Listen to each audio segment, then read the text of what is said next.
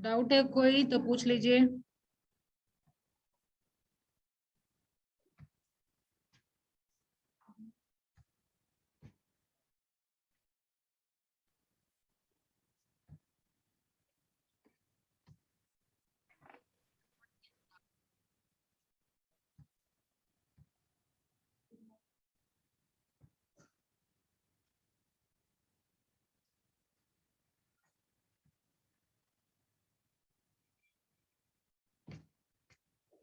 Any doubt from previous class?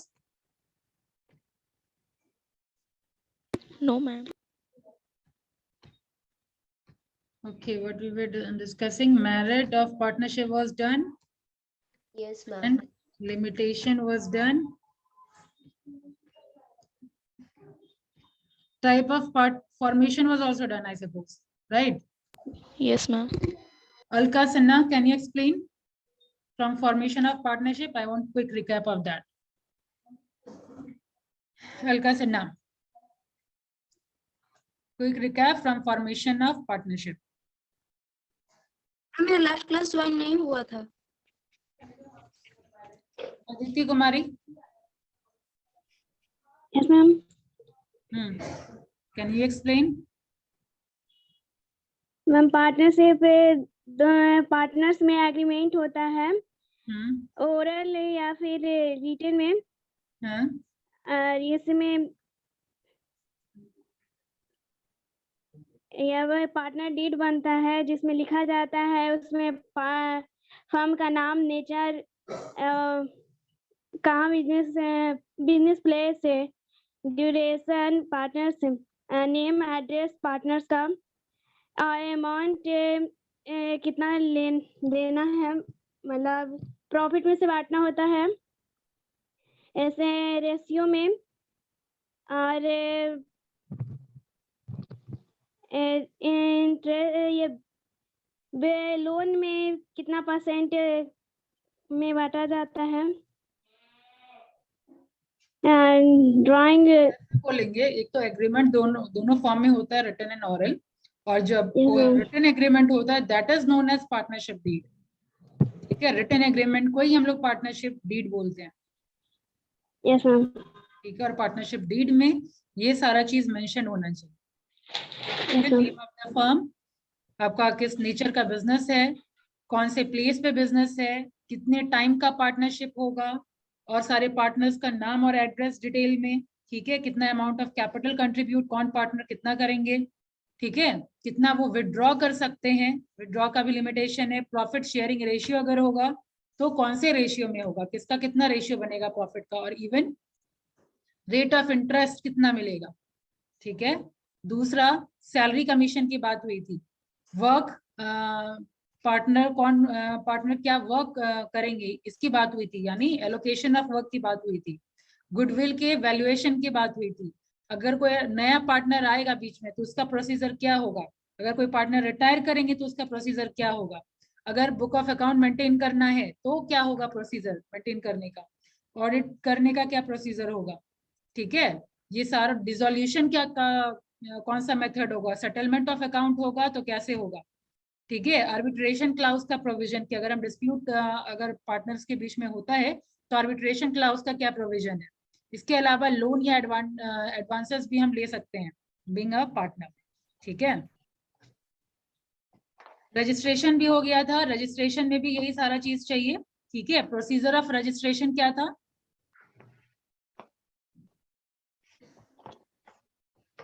हाँ रूपम, ma'am registration नहीं बताया। रजिस्ट्रेशन नहीं बताए थे। No, ma'am. No, ma'am. No, ma'am. यहाँ से शुरू होना था। Yes, तो ma'am. रजिस्ट्रेशन में आप ये देखिए कि यहाँ पे ये सारा डॉक्यूमेंट हम लोग को फिल करना होता है प्रिस्क्राइब्ड फॉर्म में, किसके पास, रजिस्ट्रार ऑफ द फर्म के पास। ठीक है, उसका सर्टेन फी होता है, और एप्लीकेशन में ये सारा चीज जो आप पार्टनरशिप डीड में देखें ऑलमोस्ट वो सारा चीज आपके फॉर्म में फिलअप रहना चाहिए। जैसे कि नाम क्या है फर्म का, ठीक है, प्रिंसिपल प्लेस क्या है बिजनेस का, name of other places where the firm carries on business, मतलब और जहां जहां ब्रांचेस है वो आपको करना होगा, शो करना होगा। Date when each partner join the firm, different partner का डिफरेंट डेट है, वो डेट आपका मेंशन होना चाहिए फॉर्म में। Name and full and permanent address of the partner और ड्यूरेबिलिटी ऑफ द पार्टनर। ठीक है, ड्यूरेबिलिटी ऑफ पार्टनरशिप यानी कितने टाइम का आपका पार्टनरशिप होने वाला है, राइट। इतना आपके फॉर्म में फिल्ड रहना चाहिए, इतना डिटेल, ये 6। ठीक है। अब बात होती है कि कंसीक्वेंसेस ऑफ नॉन रजिस्टर्ड, कि अगर हम रजिस्ट्रेशन नहीं करवाते हैं, जैसे यहाँ पे हम लोग देखें कि रजिस्ट्रेशन कंपलसरी नहीं है, ठीक है, तो ये भी जान लीजिए कि अगर हम नहीं करवाते हैं तो क्या क्या कंसीक्वेंसेस होता है, क्या क्या रिजल्ट होता है उसका। सबसे पहला, it can not enforce its claim against the third party in the court of law. ठीक है, थर्ड पार्टी के अगेंस्ट आप कोर्ट में उसका कुछ भी कंप्लेन नहीं कर सकते, क्लेम नहीं कर सकते। ठीक है, इसके अलावा किसी पार्टनर को भी आप सू नहीं कर सकते, क्लेम नहीं कर सकते। It can not sue any of its partners.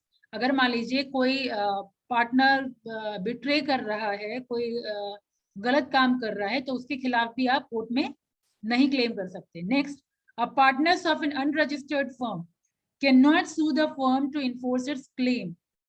ठीक है, आप अपना किसी भी तरह का क्लेम इन्फोर्स नहीं कर सकते कोर्ट में अगर आप अनरजिस्टर्ड। ठीक है, इवन पार्टनर भी नहीं कर सकते। Next, partners of an unregistered firm can not file a suit against each other, एक दूसरे के लिए भी नहीं कर सकते। Next is, it can not claim adjustment of a claim exceed ₹100। ठीक है, सपोज एन अनरजिस्टर्ड फर्म ओज ₹1,200 to A and A has to pay 1,000 to the firm cannot enforce adjustment of 1,000 in the court of law। मतलब almost negligible amount है, 100 amount, कुछ तो amount है नहीं।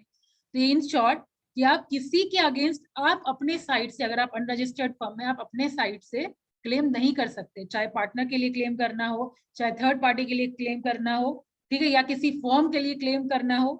ठीक है, अंडरस्टूड रूपम?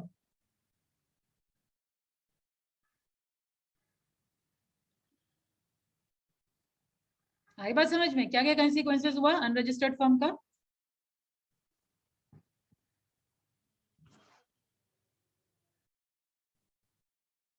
हाँ मैम मुझसे पूछ रही है। हाँ, ma'am partnership of an unregistration form can not see to, जैसे कि पार्टनरशिप में। आपसे पूछने का कोई कारण तो होगा, अचानक से मैं आपसे पूछी तो रीजन तो होगा कुछ। क्या कर रहे थे?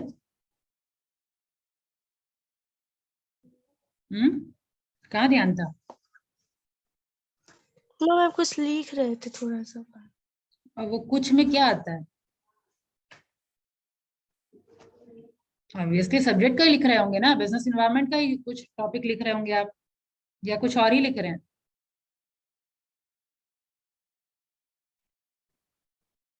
मैम कुछ और ही लिख रहे थे, बिजनेस ऑर्गेनाइजेशन का नहीं। अब वो कुछ और में क्या आता है?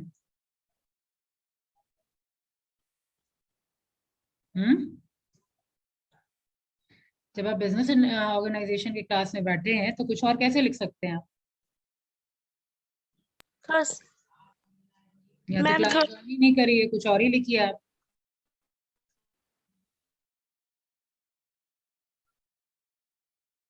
सॉरी मैम, मुझसे गलती है। सबसे सेफ साइड यही होता है।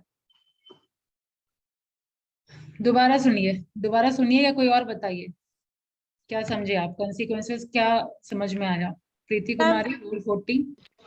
यस मैम, कॉन्सिक्वेंसेस ये होता है कि मतलब अगर मेरा फॉर्म जो होता है रजिस्टर नहीं रहेगा तो हम किसी तीसरे पार्टी पे क्लेम नहीं कर सकते, और न ही हम एक दूसरे पे क्लेम कर सकते हैं, न ही एक पार्टनर दूसरे पार्टनर के खिलाफ कर सकते हैं, न ही हम मतलब कोर्ट में शो कर सकते हैं प्रूफ के तौर पे, क्योंकि हमारा फॉर्म ही अनरजिस्टर्ड हो गया, तो इसलिए ये मान्य नहीं होगा। किसी फॉर्म पे भी नहीं कर सकते। ठीक है, अगर हम अनरजिस्टर्ड हैं तो किसी और फॉर्म, थर्ड पार्टी पे भी नहीं कर सकते, पार्टनर्स पे भी नहीं कर सकते, और किसी फॉर्म पे भी नहीं कर सकते। ठीक है, आगे बढ़िए। Non registration does not affect the following. अब अनरजिस्टर्ड भी अगर हैं तो कुछ कुछ चीजें जो अफेक्ट नहीं होता, मतलब फर्क नहीं पड़ता चाहे आप रजिस्टर्ड हैं या नहीं है, तो वो कुछ चीज क्या है, म्यूट कर लीजिए। An outsider or a third party can file a suit against an unregistered firm as well as against its partner. Outsider की बात हो रही है, यानी आप तो नहीं कर सकते बिना अनरजिस्टर्ड फर्म, लेकिन आउटसाइडर या थर्ड पार्टी आपको आराम से सू कर सकते हैं। ठीक है, they can file a suit against an unregistered firm as well as against their partners. Firm पे भी करेंगे और पार्टनर्स पे भी करेंगे, ठीक है। नेक्स्ट बात हो रही है, unregistered firm and its partner can file law suit if the firm has no place of business in India. यानी मान लीजिए उनको पार्टनरशिप फर्म स्टैब्लिश करने में प्रॉब्लम हो रही है, तो उस केस में डजेंट मैटर कि जैसे मान लीजिए यहाँ ऑलरेडी है, पटना में ऑलरेडी मेरे पास एक पार्टनरशिप फर्म है हमारा, अब कहीं और खोलने में दिक्कत हो रहा है, नहीं खोलने दिया जा रहा है, या कहीं और जा रहे हैं, नहीं कोई इश्यू हो रहा है, तो इस केस में आपका फर्म रजिस्टर्ड है या नहीं है इफेक्ट नहीं पड़ेगा, ठीक है। आप ये क्लेम कर सकते हैं, आप कंप्लेन कर सकते हैं, राइट। फिर unregistered firm can file a suit और a claim set off in a court of law where the claim does not exceed 100। तो ये 100 तो कोई अमाउंट ही नहीं है, इसलिए आप नहीं कर सकते यहाँ पे, एक तरीके से ये मानिए। Partners of an unregistered firm can file suit for dissolution of the firm for obtaining account of a dissolved firm and for releasing the property of the dissolved firm। यानी अगर being an unregistered firm, if you want to dissolve the firm, यानी आपको खत्म करना है अपना partnership, तो फिर उस केस में अगेन आप कोर्ट ऑफ लॉ में जाकर के बता सकते हैं कि वी नीड टू डिसॉल्व, ठीक है। और सेटलमेंट के लिए भी आप क्लेम कर सकते हैं, इतना हक है आपके पास अगर आप अनरजिस्टर्ड फर्म है तो। Next is the official assignee or receiver can file suit to release the property of an insolvent partner of an unregistered firm, ठीक है। यानी असाइनी मतलब जो जिसका ड्यू है, जिसको पैसा रिसीव करना है, वो अगेन फाइल कर सकता है सूट अपना प्रॉपर्टी रिलीज करने के लिए, ठीक है।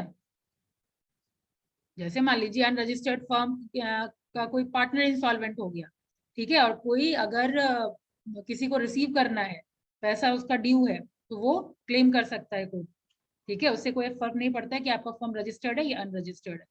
फिर next is unregistered firm can file a suit against the infringement of its patent right. यानी उनका जैसे सर्टेन प्रोडक्ट है या सर्टेन ऑब्जेक्ट है जो वो बनाया है, और अगर उसका पेटेंट राइट किसी तरीके से क्षति हो रहा है, इन्फ्रिंजमेंट हो रहा है, तो उस केस में भी वो क्लेम कर सकता है, डजंट मैटर कि वो अनरजिस्टर्ड फर्म।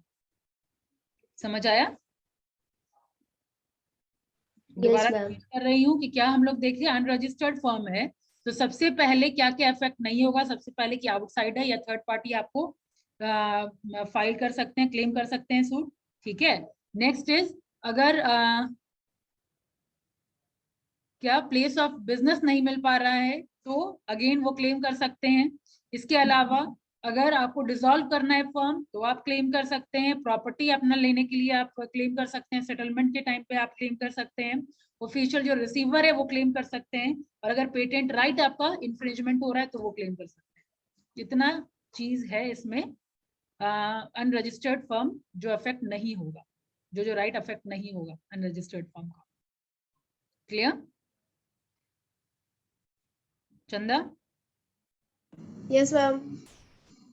अब आगे चलिए एडवांटेजेस ऑफ रजिस्ट्रेशन। तो एडवांटेजेस तो ऊपर आप देख ही लिए ना कि ये सारा चीज एडवांटेजेस है कि हम अपना राइट प्रोटेक्ट कर सकते हैं रजिस्टर करवाने के बाद, ठीक है। तो registration of partnership firm is useful to the firm, to its partner as well as outsider. The firm can file suit to enforce its right in the court of law. अपना right वगैरह enforce मतलब बनाए रखने के लिए, अपने right का इस्तेमाल करने के लिए अगेन रजिस्ट्रेशन करवाना is important. Its partner can also file suit against each other and against outsider। अगर हम रजिस्टर करवा लेते हैं तो पार्टनर एक दूसरे को क्लेम कर सकते हैं, आउटसाइडर को भी क्लेम कर सकते हैं। New partner can obtain information about the firm from the registrar office before joining the firm, ठीक है। कोई थर्ड मतलब कोई अगर नया पार्टनर आ रहा है जो पार्टनरशिप फर्म पहले से एस्टैब्लिश है, अब उसके अलावा कोई न्यू पार्टनर ज्वाइन करना चाहते हैं तो वो आराम से रजिस्ट्रार ऑफिस जाकर के अपना सारा डिटेल उस फर्म का देख सकते हैं। Even a retiring partner can escape from liability after retirement by informing the registrar। ये इसका कहने का मतलब क्या हुआ, पहले आप लोग बताइए, कौन बता पाएंगे? The retiring partner can escape from liability। जो रिटायरिंग पार्टनर है वो अपनी लाइबिलिटी से escape कर सकते हैं after retirement by informing the registrar। ये कैसे हो सकता है? अपने लाइबिलिटी से कैसे कोई escape कर लेगा?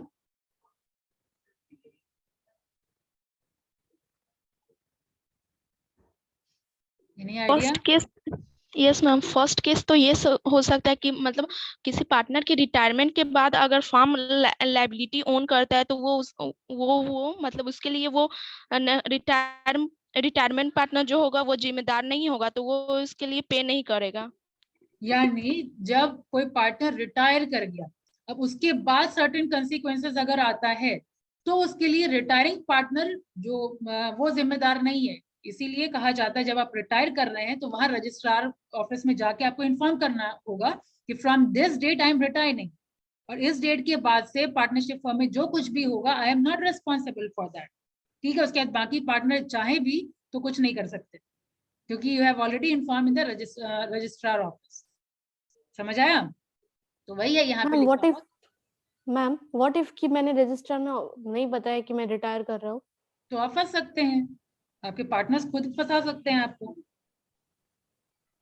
ठीक है, इसका कोई प्रूफ होना चाहिए ना, रिटर्न कंसिक्वेंसेस तो कुछ है नहीं, रिटर्न होना इज वेरी मच एसेंशियल। इसीलिए यहाँ पे बोल रहा है कि अगर आप रजिस्ट्रेशन करवा लेते हैं और अगर आप रजिस्ट्रार ऑफिस में इन्फॉर्म करते हैं, you can escape from liability. Understood? आगे, he need not give a public notice of his retirement. Outsider or third party can obtain necessary information about the firm before dealing with it. ठीक है, तो यहाँ पे हम लोग देखें कि एक तो आउटसाइडर भी इंफॉर्मेशन ले सकते हैं, थर्ड पार्टी भी इंफॉर्मेशन ले सकते हैं, न्यू पार्टनर अगर ज्वाइन कर सकते हैं वो इंफॉर्मेशन ले सकते हैं। ठीक है, और रिटायरिंग जो पार्टनर है वो सिंपल जाकर के रजिस्ट्रार ऑफिस में इन्फॉर्म कर सकते हैं, उनको कोई पब्लिक नोटिस वगैरह देने की जरूरत नहीं है। ठीक है, तो ये सारा एडवांटेजेस है, और बाकी सारा तो एडवांटेज है ही कि आप पार्टनर्स को क्लेम कर सकते हैं, कोई अगर प्रॉब्लम हुआ तो आउटसाइडर थर्ड पार्टी को क्लेम कर सकते हैं अगर कोई प्रॉब्लम हुआ, तो ये सारा एडवांटेजेस में आ जाएगा। तो इस तरीके से आप नहीं लिखेंगे आंसर में, आंसर आप लिखेंगे पॉइंटर्स बना के, point number 1, point number 2, point number 3 ऐसे करके। ठीक है, ऐसे नहीं लिखेंगे पैराग्राफ में। समझ आया?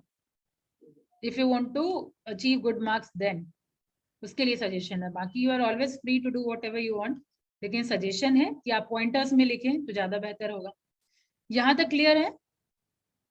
तो हम टाइप ऑफ पार्टनरशिप में प्रोसीड करेंगे। यहां तक समझने में कोई दिक्कत परेशानी किसी को? No ma'am. तो आगे चलते हैं, टाइप ऑफ पार्टनरशिप की बात करते हैं। तो थोड़ा बहुत तो रफली हम लोग कल भी डिस्कशन कर लिए थे कि पार्टनरशिप और पार्टनर में डिफरेंस है। ठीक है, पार्टनरशिप में और पार्टनर्स में डिफरेंस है। पार्टनरशिप मतलब क्या हो गया कि आप लोगों का यहाँ पे मतलब ग्रुप बना करके जो आप फर्म चला रहे हैं, that will come under partnership. Understood? और इंडिविजुअली अगर हम बात कर रहे हैं तो वो पार्टनर्स कहलाते हैं, राइट? तो यहाँ पे मान लीजिए 4 पार्टनर है, एक पार्टनर छोड़ करके चला गया। ठीक है, तो एक पार्टनर जो छोड़ करके चला गया तो यहाँ पे हमारा पार्टनरशिप भी खत्म हो गया। ठीक है, जब नया अगर आएंगे तो फिर अगेन न्यू रिटर्न डीड बनाना पड़ेगा आपको, फिर पार्टनरशिप डीड, नया एग्रीमेंट वगैरह बनाना पड़ेगा। ठीक है, आगे चलिए। From the viewpoint of liability, a partnership में बी जनरल और limited depending on the duration. A partnership में be classified as partnership at will और पार्टनरशिप पर्टिकुलर पार्टनरशिप। तो there are 4 type of partnership. सबसे पहला है general partnership. तो general partnership की अगर बात करें तो यहाँ पे लाइबिलिटी इनकी हमेशा अनलिमिटेड होती है। ठीक है, यानी अगर फर्म के जो क्रेडिटर हैं वो अपना ड्यूज उनसे मांग सकते हैं, उनका प्रॉपर्टी तक, पर्सनल प्रॉपर्टी तक सेल हो सकता है। ठीक है, अगर इनएडिक्वेट पेमेंट हुआ अगर। ठीक है, तो जनरल पार्टनरशिप में क्या हो रहा है कि यहाँ पार्टनर्स की लाइबिलिटी अनलिमिटेड है, जो भी क्रेडिटर होते हैं वो उनसे पूरा पैसा वसूल कर सकते हैं, इवन उनका पर्सनल प्रॉपर्टी तक सेल करवा सकते हैं। ठीक है, अब आगे आइए, लिमिटेड पार्टनरशिप की अगर बात करें तो नाम ही बता रहा है यहाँ पे लिमिटेड पार्टनरशिप, लेकिन यहाँ पे रिस्ट्रिक्शन क्या है कि लिमिटेड पार्टनरशिप में एक कम से कम जनरल पार्टनर होना चाहिए, यानी एक कम से कम पार्टनर ऐसा होना चाहिए जिसका लाइबिलिटी अनलिमिटेड हो। Understood? A limited partnership is a partnership consists of some partner whose liability is limited to the amount of capital contributed by each. The personal property of a limited partner is not liable for the firm's debts. यानी यहाँ पे limited नाम ही बता रहे हैं तो उनका पर्सनल प्रॉपर्टी यहाँ पे नहीं इंक्लूड होगा। अब फीचर्स की बात करें तो सबसे पहला है there is at least 1 general partner in the business whose liability is unlimited. एक कम से कम जनरल पार्टनर होना चाहिए जिनका लाइबिलिटी अनलिमिटेड होगा, तभी आप लिमिटेड पार्टनरशिप स्टैब्लिश कर सकते हैं, और else you are not allowed.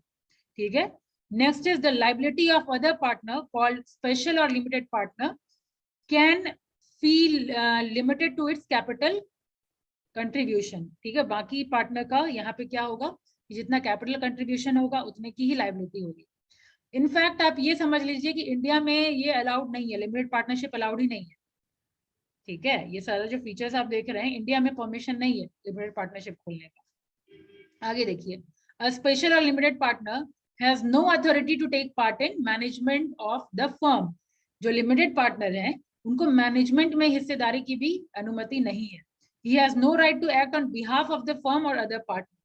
ठीक है, अदर पार्टनर्स के बिहाफ में भी काम नहीं कर सकते, मतलब वो जो म्यूचुअल एजेंसी वाला जो फैक्टर है वो यहाँ पे काम नहीं करेगा। ठीक है, A special partner has the right to inspect the book of account of the firm। ये कम से कम हक दिया गया है। स्पेशल पार्टनर से कहने का मतलब यहाँ लिमिटेड पार्टनर ही है, लिमिटेड पार्टनर को ही हम लोग स्पेशल पार्टनर बोलते हैं। ठीक है, तो स्पेशल पार्टनर को यहाँ पे बुक ऑफ अकाउंट को इंस्पेक्ट करने का राइट दिया गया है, लेकिन मैनेजमेंट का कोई अधिकार नहीं दिया गया। ठीक है, even right to withdraw his capital का भी अधिकार दिया है, वो अपना कैपिटल भी विड्रॉ कर सकता है। फिर death, lunacy, retirement or bankruptcy of the special partner does not affect the existence of the firm।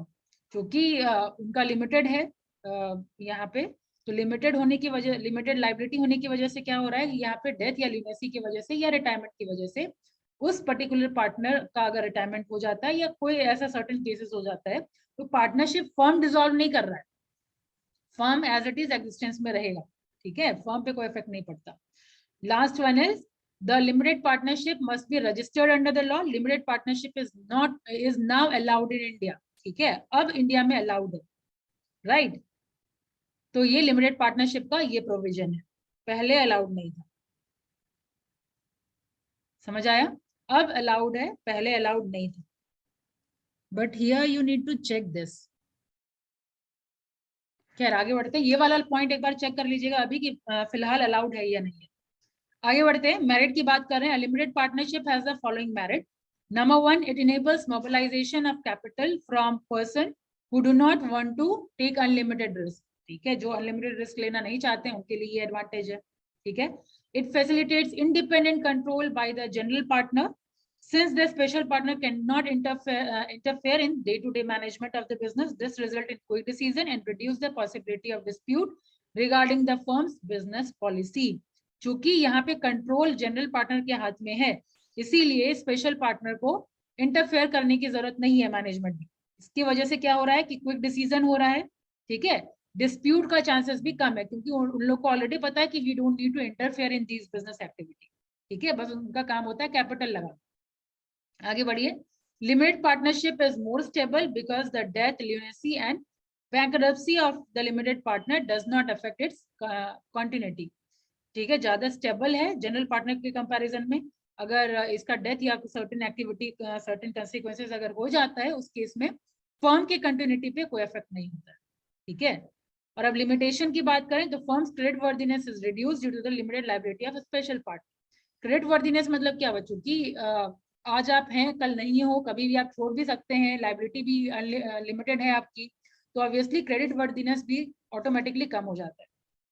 ठीक है, इसके अलावा डिमेरिट क्या है कि आप मैनेजमेंट में कुछ बोल ही नहीं सकते, कुछ आपको गलत भी लग रहा है तो वहां पे आप मैनेजमेंट में कुछ भी बोल नहीं सकेंगे। फिर जो जनरल पार्टनर होते हैं, और क्या डिसएडवांटेज है, जो जनरल पार्टनर है वो अनड्यू एडवांटेज लेते हैं अपने पोजीशन का। ठीक है, वो इवन एक्सप्लॉइट कर सकते हैं स्पेशल पार्टनर को। ठीक है, कोई फ्रॉड गेम वगैरह भी प्ले कर सकते हैं। He may also play fraud with the creditor of the firm by transferring his personal property in the name of special partner. ठीक है, ये सारा कुछ फ्रॉड भी कर सकते हैं। तो ये सारा था आपका लिमिटेड पार्टनर का मेरिट, डिमेरिट। दो पार्टनरशिप का टाइप हम लोग देख लिए, जनरल पार्टनरशिप और limited partnership.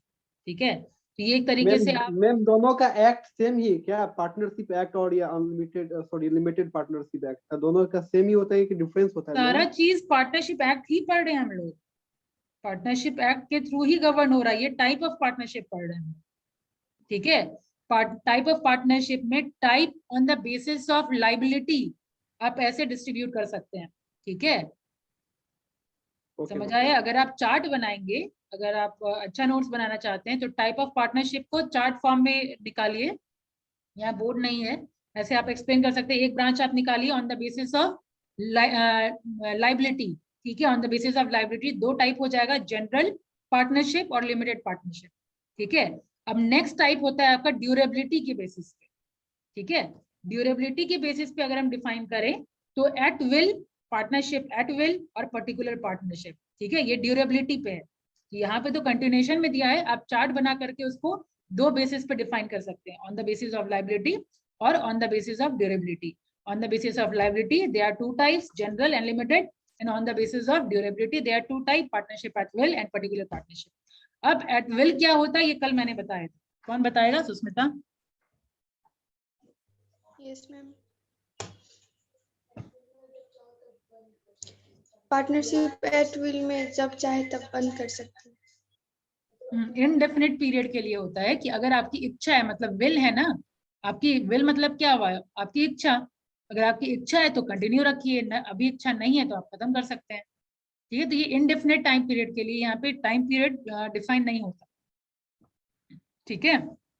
It is a partnership form for an indefinite period, the time period और the purpose of the firm is not mentioned at the time of its formation. It can continue for any length of the time depending upon the will of the partner. It can be dissolved by any partner by giving notice to other partner of his desire to quit the firm. यहाँ पे एक तो ये चीज है कि आप अपने विल पे कर सकते हैं, और जब डिसॉल्व करना होगा तो आपको नोटिस देना पड़ेगा बाकी पार्टनर्स को, ठीक है। ये होता है पार्टनरशिप एट विल। अब पर्टिकुलर पार्टनरशिप क्या होता है, अभिषेक?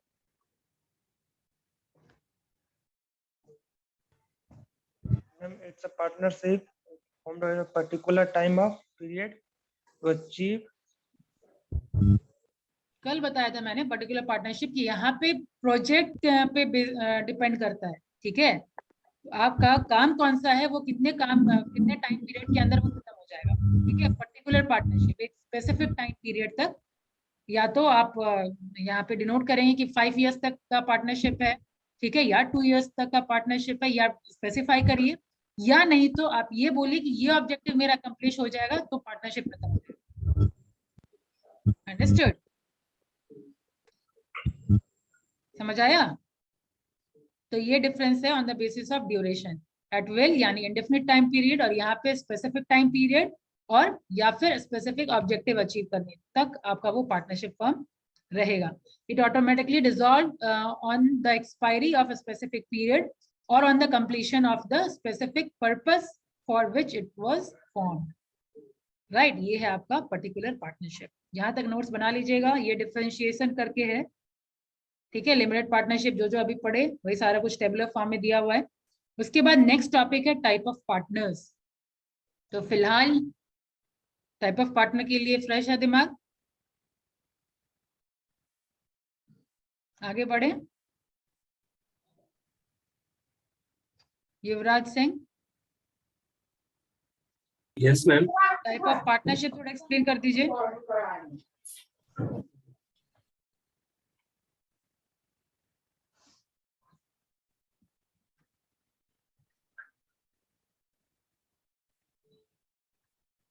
मैम टाइप्स ऑफ पार्टनर में फर्स्ट एक्टिव और वर्किंग पार्टनर।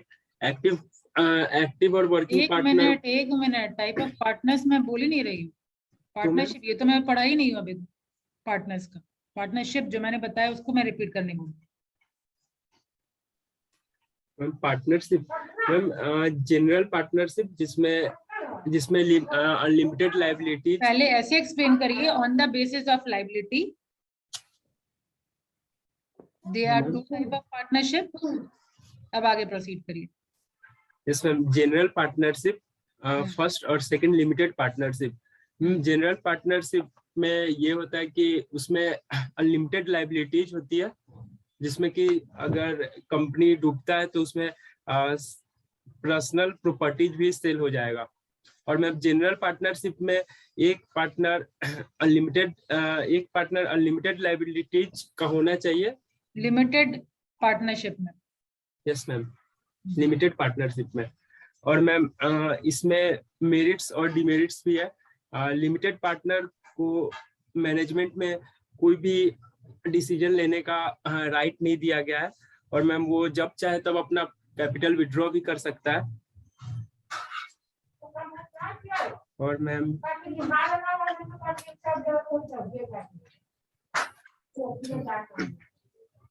ठीक है, म्यूट कर लीजिए।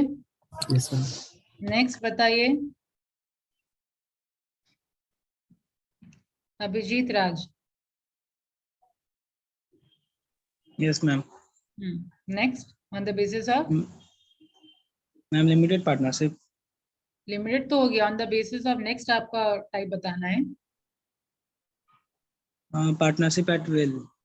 ठीक है, पार्टनरशिप एट विल। तो बेसिस क्या होगा? On the basis of durability of the business.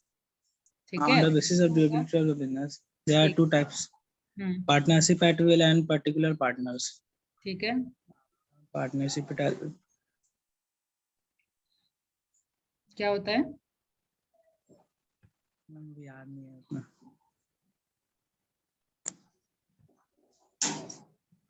Revati. Yes ma'am. हम्म, ये कौन सा वाला मैम? ये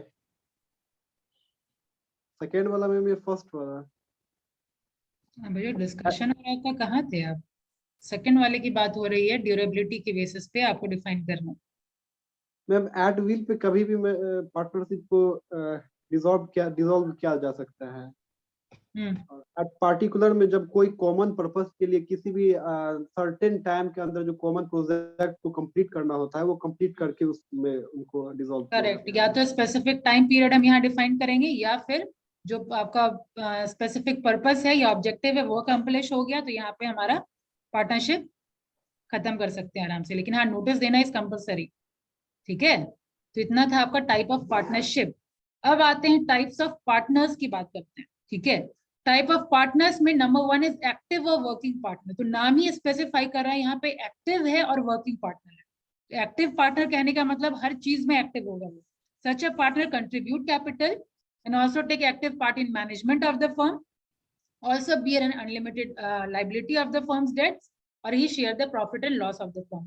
तो यहाँ पे सारे टाइप ऑफ पार्टनरशिप और पार्टनर्स, ये ध्यान दीजिएगा क्वेश्चन में कि पूछा क्या जा रहा है, टाइप ऑफ पार्टनर पूछा जा रहा है या टाइप ऑफ पार्टनरशिप पूछा जा रहा है।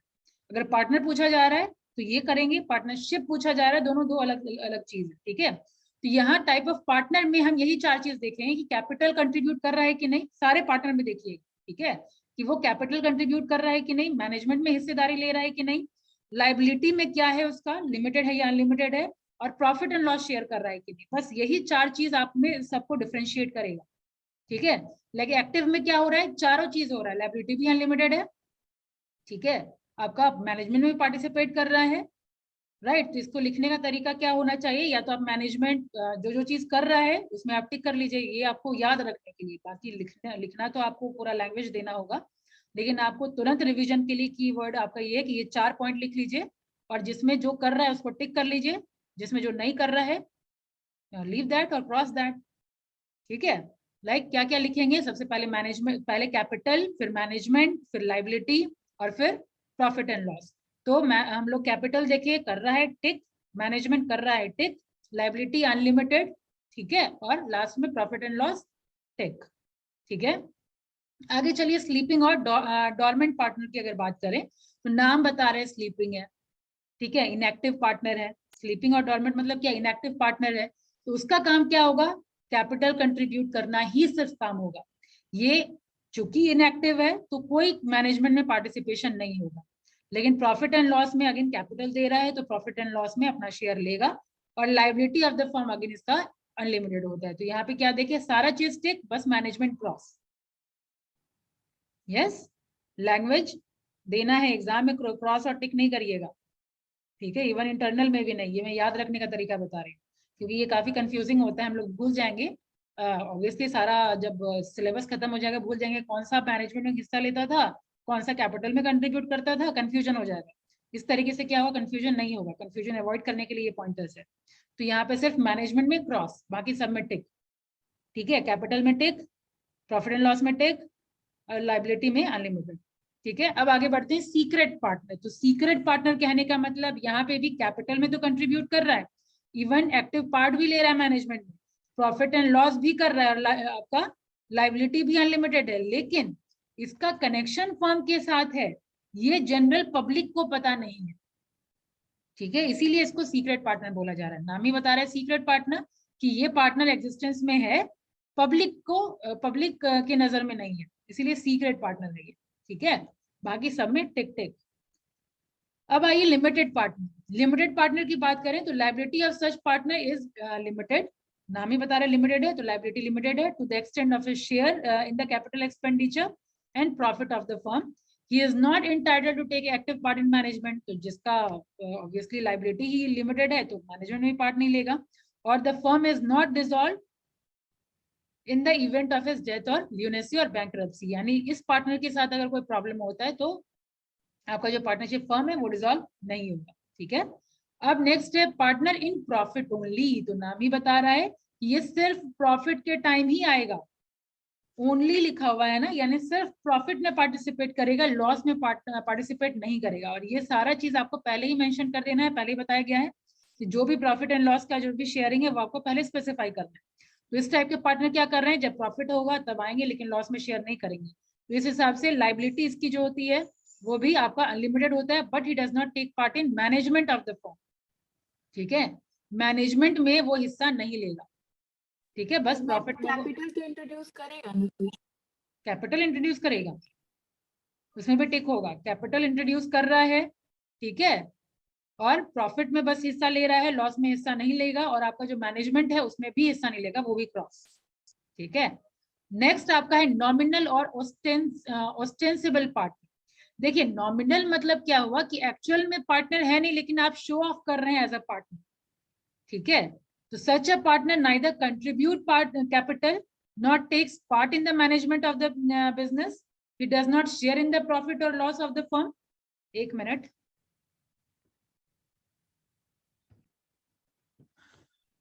ओके, यहाँ पे नॉमिनल डिस्कशन कर रहे थे।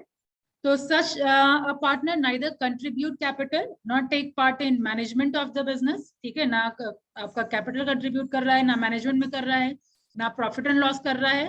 He only lend his name and reputation for the benefit of the firm. जैसे मान लीजिए आप बड़ी हस्ती हैं, ठीक है, आपके रेपुटेशन या आपका नाम एसोसिएट कर लें तो एक तरीके से उसकी पहचान बढ़ जाएगी, ठीक है, उसका नाम ज्यादा होगा, तो बस आप अपना नाम एसोसिएट कर रहे हैं उससे, बाकी आपका बिजनेस से रिलेटेड आपका कोई ना कंट्रीब्यूशन है ना आपको मतलब है, ठीक है। सो ही रिप्रेजेंट हिमसेल्फ और knowingly allows himself to be represented as a partner. He become liable to outsider for the debt of the firm, ठीक है, लेकिन एक चीज ध्यान रहे कि मतलब आउटसाइडर के लिए वो लाइबल हो जाएंगे, इन द सेंस यहाँ पे टाइप पढ़ेंगे तो और क्लियर होगा। दो टाइप का नॉमिनल बताया गया, ठीक है, ये अलग टाइप नहीं, इसको कंफ्यूज करेगा, नॉमिनल का ही दो टाइप है, एक पार्टनर बाय स्टॉपल और partner by holding out. Partner by estoppel क्या हुआ, a partner who by his word और conduct represent himself as a partner become liable to these who advance money to the firm on the basis of such representation. He cannot avoid the consequences of the previous act. कहने का मतलब आप ऐसे example के साथ समझिए, जैसे मान लीजिए मेरे साथ आप लोग का जान पहचान है, ठीक है, आप कोई दुकान पर्टिकुलर दुकान गए, वहां पे आपको पता चला कि हाँ ठीक है हम लोग का रिलेशन है, तो आप मेरे पहचान पे कोई सर्टेन चीज आप खरीद लीजिए और आपने जस्ट मुझसे कैजुअली पूछा डू यू नो देम, तो यस आई से यस आई नो, या तो स्पोकन या तो रिटन फॉर्म में अगर मैं बोलती हूँ, और कल को कुछ अगर कंसिक्वेंसेस होता है तो आप मुझे क्लेम कर सकते हैं, ठीक है, कि हाँ आपकी वजह से ही मैंने ये चीज खरीदा है, ठीक है। तो जितना अमाउंट आपका होगा तो again I am liable for your debt, ठीक है, अगर आप क्लेम करते हैं तो मुझे आपको देना पड़ेगा सर्टेन अमाउंट, जितना भी आपका कंपनसेशन होगा, ठीक है। तो यहाँ पे आप देखिए, suppose a rich man Mohan is not a partner, but he tells Sohan that he is a partner in a firm called Shipra Enterprises. On this impression, Sohan sells goods worth ₹20,000 to the firm. Later on, the firm is unable to pay the amount. Sohan can recover the amount from Mohan. Here Mohan is the partner by stopple. ठीक है, यहाँ पे मोहन है, यहाँ पे जो example मैं दे रही थी उस केस में I am telling you that yes okay I am the partner, मैं जानती हूँ आई am the partner of this firm, ठीक है। तो यहाँ इस केस में मैं पार्टनर बाय स्टॉपल हो गई और यहाँ पे Mohan as a partner by estoppel हो गया। यहाँ पे डिफरेंस क्या है नॉमिनल में कि पार्टनरशिप में तो मेरा ना कैपिटल जा रहा है, ना मैनेजमेंट में हिस्सा ले रही है, ना प्रॉफिट एंड लॉस में मैं उसके पास जा रहा हूँ। बस अपने नाम से, चूंकि पहचान है तो बस नाम एसोसिएट कर लिया, या मैं अपने आप को उसके साथ एसोसिएट करवा लूं। बेनिफिट नहीं, जस्ट आपका रिलेशनशिप है कि हाँ आप जान पहचान है, तो सर आप बोल दीजिए थोड़ा कि मतलब अच्छे से क्या प्रॉफिट होगा, कोई अगर बिजनेस से एसोसिएट होगा तो प्रॉफिट होगा। ठीक है, आप किसी की पहचान से अगर आप कंपनी को एसोसिएट कर लेते हैं तो और आपका मुनाफा होता है ना, कस्टमर्स और आते हैं, बिजनेस में और प्रॉफिट होता है, ज्यादा लोग एसोसिएट होते हैं, किसी का अगर पहचान अगर जुड़ जाता है तो। मैम इनसे भी और एक प्रॉफिट होगी ना, अगर मान के चलिए मैम कोई भी मैम सेलिब्रेट को एसोसिएट कर देते, सेलिब्रिटी को एसोसिएट कर लीजिए आप, जैसे यहाँ उनका बढ़ जाएगा ना मैम। बिल्कुल सही, जैसे बढ़ेगा कॉलेज में अमिताभ बच्चन आ जाए, ठीक है, तो थोड़ा और एक वैल्यू हो जाएगा ना कॉलेज का। अब्दुल कलाम साहब आए थे यहाँ पे, थोड़ा और नाम बढ़ा ना, तो कोई अगर सेलिब्रिटी आते हैं, कोई फेमस पर्सनालिटी आ जाते हैं, तो सर्टेन जगह का और नाम होता है, और पहचान बढ़ती है, और लोग जानते हैं। ठीक है, तो इससे ऑटोमेटिकली आपका प्रॉफिटेबिलिटी बढ़ेगा ही बढ़ेगा। तो मैम ऐसा पार्टनर को प्रॉफिट में भी शेयर दिया जाता है क्या? नहीं नहीं, कोई कुछ बिजनेस रिलेटेड कुछ भी नहीं होता है इसमें। ठीक है, बस आप अपना नाम एसोसिएट कर रहे हैं उसके साथ। अंडरस्टूड? तो डिफरेंस क्या है यहाँ पे, रिटन या स्पोकन फॉर्म में आप बता रहे हैं कि yes I am the partner. ठीक है, और यही पार्टनर बाय होल्डिंग आउट क्या हो रहा है कि आप यहाँ कोई रिएक्शन ही नहीं दे रहे। मतलब अगर मुझसे पूछ रहे हैं कि are you the partner of this firm, तो आप डिनाई भी नहीं कर रहे हैं, अग्री भी नहीं कर रहे हैं। ठीक है, मतलब आप कुछ रिएक्शन ही नहीं दे रहे हैं, neither spoken neither written, then people will say that yes okay, इसका मतलब ये है एसोसिएटेड। ठीक है, मतलब आप सामने वाला जो भी आपका मतलब परसेप्शन ले ले।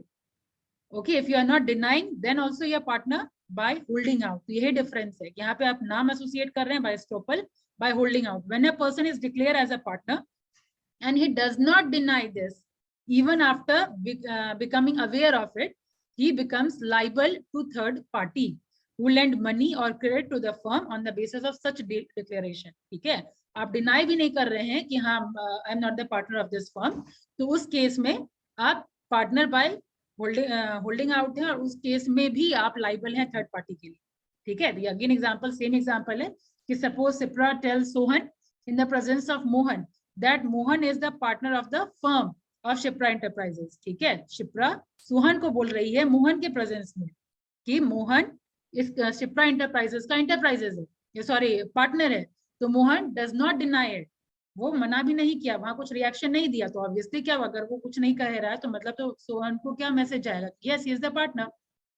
फिर later on Sohan gives a loan to ₹20,000 to Shipra Enterprises on the basis of impression that Mohan is the partner in the firm, and firm fails to repay the loan to the Sohan.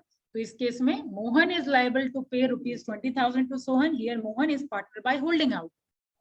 ठीक है, वहां पे इससे पहले आपका estoppel में Mohan agree किया कि yes I am the partner, यहाँ पे डिनाई नहीं किया कि yes okay you are telling wrong या I am not the partner of this firm, यहाँ पे डिनाई नहीं किया। अगेन इसी के इंप्रेशन पे सर्टेन ट्रांजैक्शन हो गया, बिजनेस में कोई इंटर कर गया, तो उस केस में अगर लॉस होता है या अगर वो वापस पे नहीं कर पाता है तो आगे मोहन को पे करना पड़ेगा। अंडरस्टूड? और नेक्स्ट है minor as a partner. Last आपका है माइनर, तो जान ही रहे हैं, who haven't completed 18 years of age।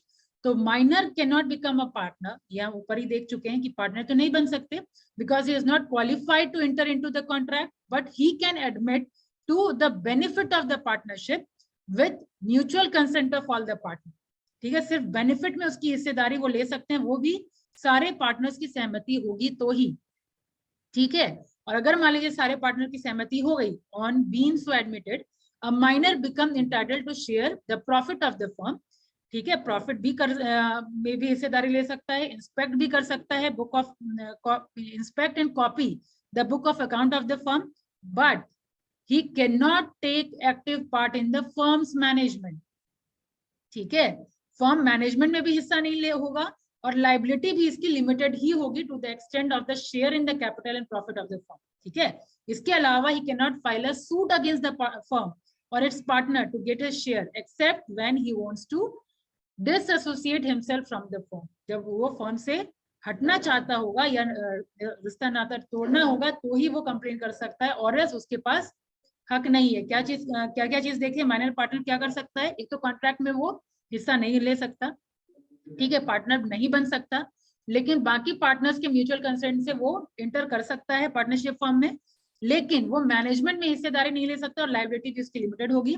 बाकी वो बुक ऑफ अकाउंट भी इंस्पेक्ट कर सकता है, अपना प्रॉफिट में भी शेयर ले सकता है और कैपिटल भी कंट्रीब्यूट कर सकता है, ठीक है। तो ये होता है minor partner. After becoming a major, अब माइनर पार्टनर जब मेजर बन जाएगा, the minor must give a public notice within 6 month, 6 महीने के अंदर अंदर उसको नोटिस देना होगा।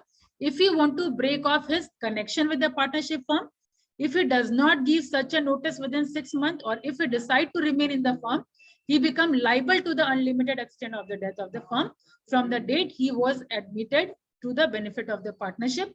He also become entitled to take active part in management of the firm's business. यानी इसके माइनर होने की वजह से हम इसको मैनेजमेंट में हिस्सेदारी नहीं दे रहे थे और लाइबिलिटी में भी इसको लिमिटेड लाइबिलिटी ही थी। तो एक बार जब वो मेजर बन जाता है, यानी 18 साल से ऊपर हो जाता है, तो उसको पब्लिक नोटिस 6 महीने के अंदर अंदर देना होगा कि अब कि वो मतलब कनेक्टेड रहना चाहता है पार्टनरशिप फॉर्म में या नहीं। और अगर नहीं भी देता है तो उस केस में मैनेजमेंट में हिस्सेदारी भी होना शुरू हो जाएगा ऑटोमेटिकली, और अनलिमिटेड लायबिलिटी ऑटोमेटिकली स्विच हो जाएगा। बात आई समझ में? मैम प्रॉफिट जो उनकी होगी वो भी तो मैम लिमिटेड ही होगी ना, अगर वो अंडर माइनर है मैम। हाँ, माइनर के टाइम में उसको मैनेजमेंट में हिस्सेदारी नहीं मिलेगी, और शेयरिंग ऑफ प्रॉफिट जो है वो पार्टनरशिप डीड के टाइम में ही हो जाएगा, ठीक है। ये totally depends upon mutual consent of the partner कि कितना प्रॉफिट शेयरिंग वो देना चाह रहे हैं। समझ आया? मैम तो मैम लॉस अगर होगा तो वो भी मिलेगा, उसको करना पड़ेगा लॉस। हाँ, इसमें तो बता ही रही हूँ कि जितना का आपका दे रहे हैं आप कैपिटल, या जितने का भी आपका सब्सक्रिप्शन है उतने का ही लॉस होगा। यहाँ तो मैंने बताया कि liability is limited to the extent of his share in the capital. जितना कैपिटल वो कंट्रीब्यूट कर रहा है उतने का ही उसको लॉस बेयर करना होगा, ठीक है। जितना कैपिटल दिया है उतने का ही उसको लॉस भी बेयर करना है, और उतने में ही प्रॉफिट कंट्रीब्यूशन भी हो करना है, जितना इन लोगों का कंसेंट हुआ है उतना, ठीक है।